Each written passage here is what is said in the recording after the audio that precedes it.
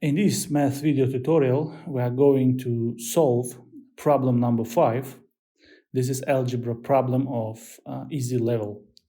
In this problem, we are going to find the value of this expression if we have an information that this expression is equal to 2. What's the difference between these two expressions?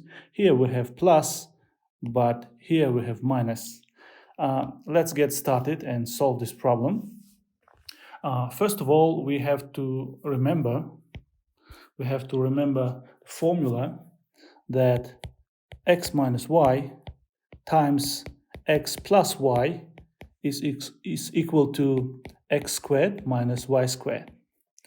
Here we are going to use this formula, and if we multiply the first expression by the second expression, we will have, let's perform multiplication, 24 minus t squared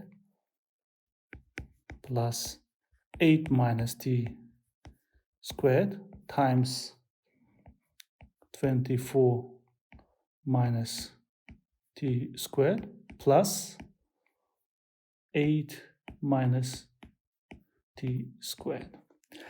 In this case, using this shortcut multiplication formula, we can rewrite our problem as it will be 24 minus t squared to the power 2 minus 8 minus t squared to the power 2.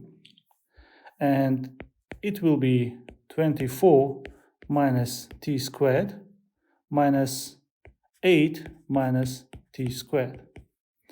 Here we have cancellation of these two elements, and it will be 16. So this is equal to 16, but we know from our condition that expression with minus is equal to 2. That's why, here we had minus. And that's why this expression is equal to 2. And since this expression is unknown, let's denote it as x. We have that x times 2 is equal to 16.